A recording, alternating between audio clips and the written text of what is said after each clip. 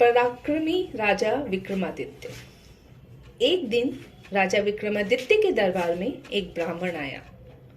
राजा ने अत्यंत विनम्रता के साथ उसका स्वागत करते हुए कहा, हे ब्राह्मण देव, मेरा अहोभाग्य जो आप यहाँ पधारे।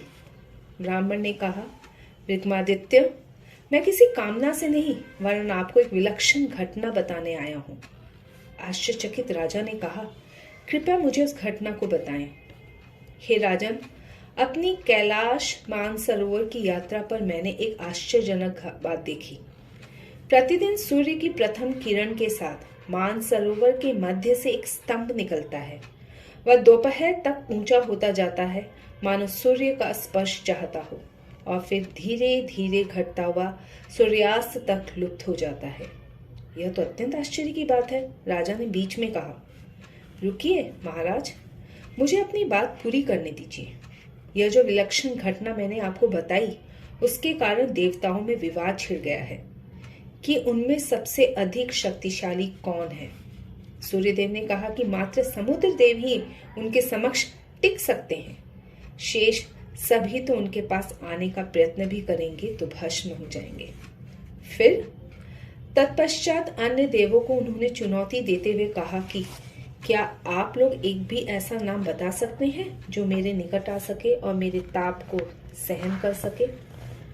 ब्राह्मण ने पुनः कहा, उस समय इंद्र भगवान ने कहा कि देवता तो नहीं पर एक ऐसा शक्तिशाली और साहसी मनुष्य है जो आपका सामना कर सके। यह सुनकर सूर्यदेव ने कहा कि किसी मानव में उनके समक्ष आने की शक्ति नहीं है।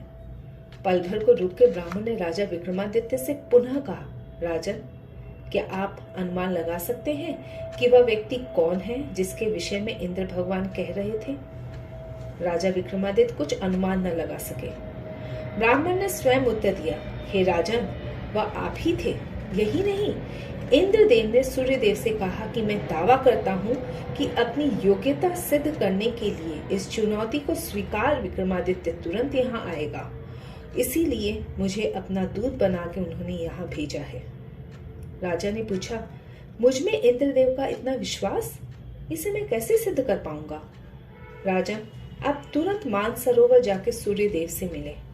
राजा अचानक आई इस चुनौती के लिए तैयार नहीं थे। फिर भी इंद्रदेव का स्वयं पर इतना विश्वास अनुभव कर राजा तुरंत मानसरोवर तक जाकर सूर्यदेव से मिलने के लिए तैयार हो गए। कुछ दिनों की यात्रा करके वह मानसरोवर पहुंचे।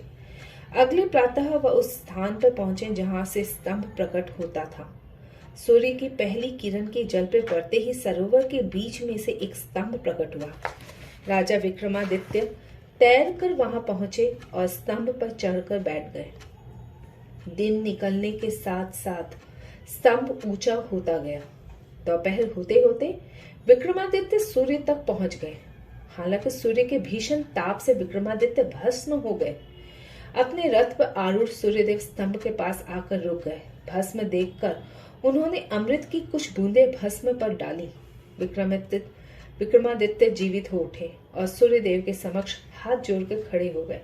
सूर्यदेव ने उन्हें आशीर्वाद देते हुए कहा, हे राजन, आपने अपना साहस प्रमाणित कर दिया। इंद्र के वचन को आपने सत्य कर दिया। मेरे पास आते ही आप भस्म हो जाएंगे, ये जानते हुए भी आपने आने का साहस किया। मैं आपके साहस की सराहना करता हूँ।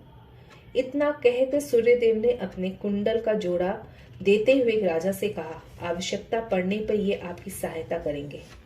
उपहार स्वीकार कर विक्रमादित्य वापस लौट आए और स्तंभ भी अदृश्य हो गया। विक्रमादित्य के उज्जैन लौटने पर वही ब्राह्मण पुनः राजा से मिलने आया। राजा ने उसे अपना अनुभव सुनाया। विक्रमादित्य के पराक्रम की कथा सुनकर ब्राह्मण अत्यंत प्रसन्न हुआ। सूर्यदेव द्वारा दिए गए कुंडल की ब्राह्मण ने राजा से याचना करी। पल भर की भी देरी किए बिना राजा ने सहर्ष सूर्यदेव का दिया हुआ उपहार ब्राह्मण को दे दिया। धन्यवाद।